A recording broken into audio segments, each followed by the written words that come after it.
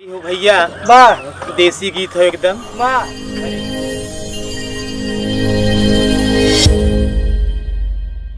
कैसे है भैया? सुना बताओ भैया। अरे लागल बा सुंदर बाजार हमार तरकारी ला। अरे लागल बा सुंदर बाजार हमार तरकारी ला। ए लागल बा सुंदर बाजार हमार तरकारी ला। आलू प्याज और गोभी टमाटर आलू प्याज और गोभी टमाटर भाटाला सादा बहार हमार तरकारी ला। रे भाटाला सादा बहार हमार तरकारी ला। ए लागल बा सुंदर बाजार हमार तरकारी ला। अरे लागल बा सुंदर बाजार हमार तरकारी ला। ए लौकी कोहड़ा मुरई पालक लौकी कोहड़ा मुरई पालक नेनुआया है रंगदार हमार तरकारी ला। अरे नेनुआया है रंगदार हमार तरकारी ला।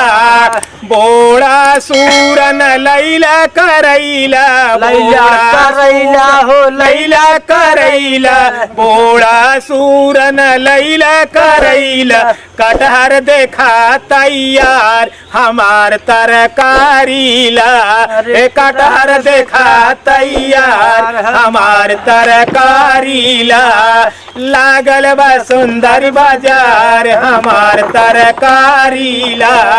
मरचा खीरा का करी लैला मरचा खीरा का करी लैला। चुकंदर भैया चुकंदर बड़ा होशियार हमार तरकारी ला।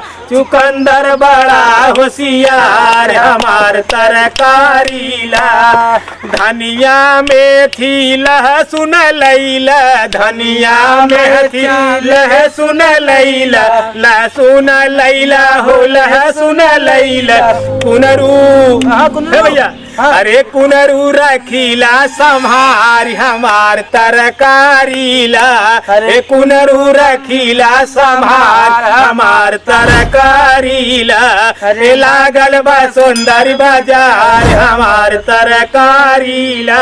रे भाटाला सादा बहार हमार तरकारी ला।